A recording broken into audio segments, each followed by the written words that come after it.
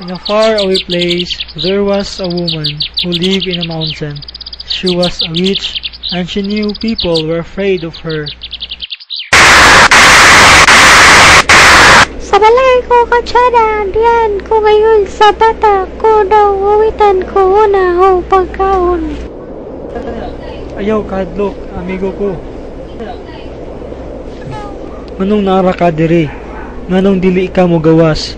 Nakakita ka na ba sa kaanyag sa gawas?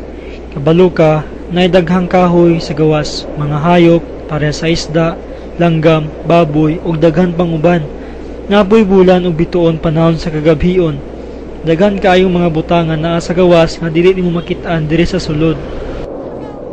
Tinuod, unsa man ang mga kahoy, hayop, bulan ug bituon?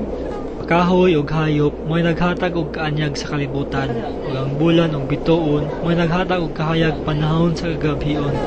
Ha? Mao ba? Gusto kong mugawas ug mutanaw anang mga butanga. Gusto kang muuban sa kuha?